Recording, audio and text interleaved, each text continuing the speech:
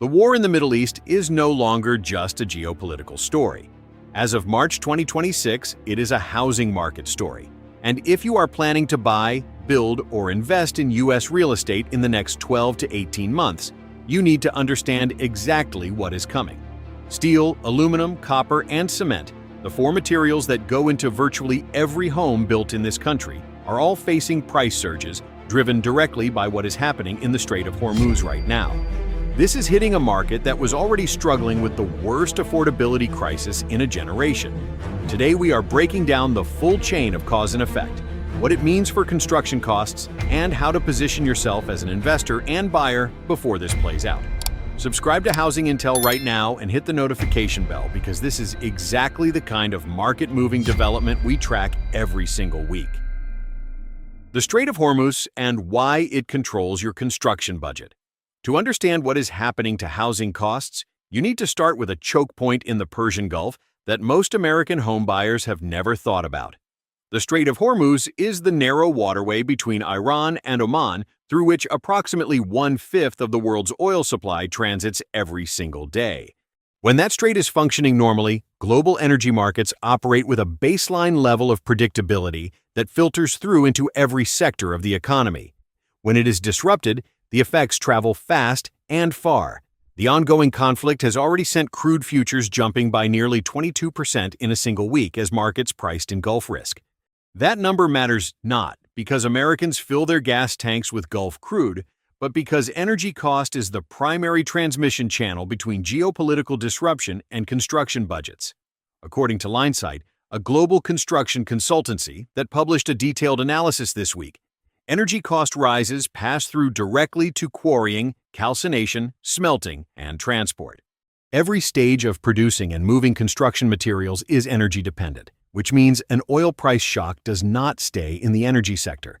It migrates immediately into the cost of building things. The International Energy Agency has warned that a prolonged disruption of transport through the Strait of Hormuz could push the global oil market into deficit. If the chokehold on the strait continues for months rather than weeks, the secondary effects on construction material costs will compound in ways that single-month price snapshots will not capture. Project owners and builders who are not already modeling this into their cost projections are operating on assumptions that may be obsolete. The four materials that will drive up your home's price. Let's go through each of the four primary construction materials now under pressure, because each has a different exposure mechanism and a different timeline for how the price increase hits the market. Steel is the most historically documented case. Steel is both energy-intensive in its production and highly sensitive to logistics disruptions in global shipping. The precedent from 2022 is instructive and alarming. When crude oil prices increased by approximately 66% between May 2021 and May 2022, steel prices surged by 75% over the same period. The relationship is not coincidental. It is structural. Higher energy costs raise the cost of producing steel at every stage, and shipping disruptions raise the cost of moving it, the U.S. And the Americas are less directly dependent on Gulf steel than Europe. But Linesight is clear that American markets will still face higher energy costs and shipping volatility on Atlantic and Asia-linked routes. The insulation is partial, not complete. Aluminum is already reacting. The Gulf produces roughly 9% of global primary aluminum, and regional smelters rely on imported alumina that transits the Strait of Hormuz. The critical vulnerability here is inventory. Aluminum stockpiles are typically limited to a few weeks of supply, meaning even a short-lived logistics disruption can quickly threaten continuity of production and tighten global availability. Europe and the United States are structurally exposed as key destinations for Gulf metal, which is why regional premiums have already moved up alongside headline prices. This is not a future risk. It is a present one. Cement, the foundational material in every poured foundation and concrete structure in American residential construction, faces a straightforward exposure. Cement production is highly energy-intensive, and higher fuel prices reflect quickly on both production costs and the transport costs required to move a heavy, bulk material from manufacturing facilities to job sites. There is no mechanism by which a significant oil price increase leaves cement prices unaffected. Copper rounds out the picture with a less obvious but equally real exposure. The Middle East is not a major copper producer, but it is a significant supplier of sulfur, a byproduct of oil and gas refining that is used to produce sulfuric acid, which is a critical input in copper ore processing. A pinch in sulfur supply creates a slowdown in copper production that tightens global availability and drives prices up. This matters directly for housing, because approximately 42% of all copper and copper alloys consumed in the United States in 2025 went into building construction, according to Statista. Copper is in your wiring, your plumbing, your HVAC systems, and your roofing materials. Subscribe to Housing Intel right now if you want to track how these material cost increases move through specific regional markets and builder pricing over the coming months. This is the granular analysis we exist to provide. Hitting a market already on its knees. The timing of this external shock matters as much as the shock itself, because it is landing on a housing market that had virtually no capacity to absorb additional cost pressure. The United States entered 2026 in the middle of an affordability crisis with no consensus solution. Depending on which methodology you use, the country is short somewhere between 2 million and 20 million housing units, with the most acute shortages concentrated in northeastern markets. The gap between housing supply and housing demand had already produced price levels that were pricing out middle-income buyers in markets across the country. Into that environment, the Trump administration's tariff policies and immigration enforcement actions had already introduced two separate cost escalation pressures for builders.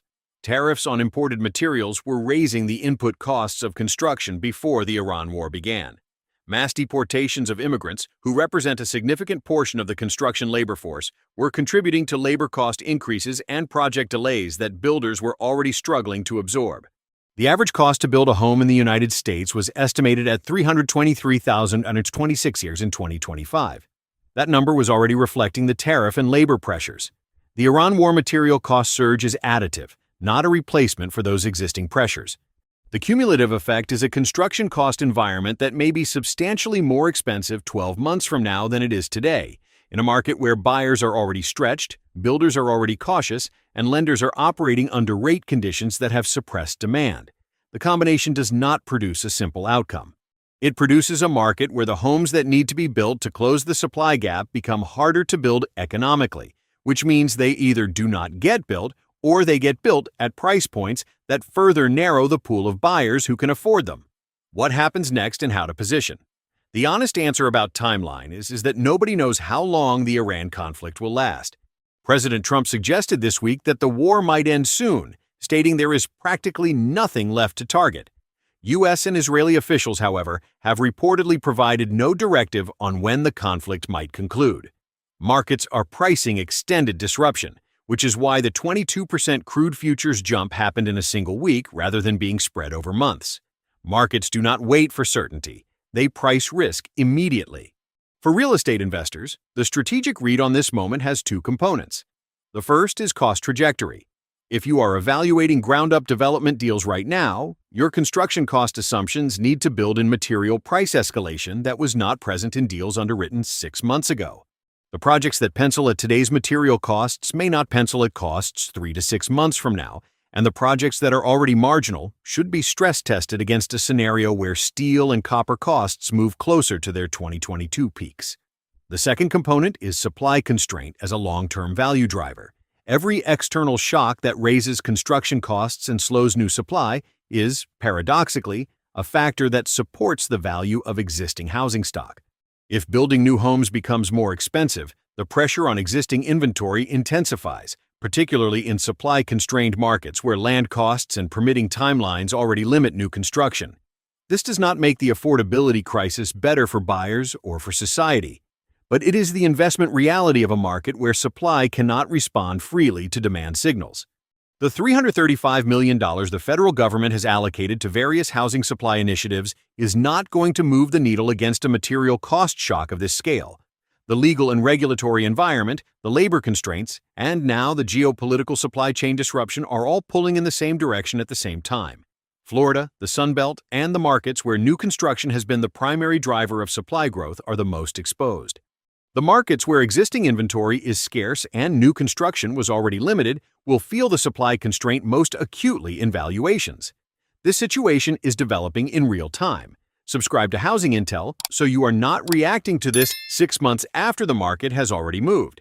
Share this video with every investor and buyer in your network who has Florida or Sun Belt exposure, and leave a comment below telling us which markets you are watching most closely right now. We track this every week and we respond to every comment.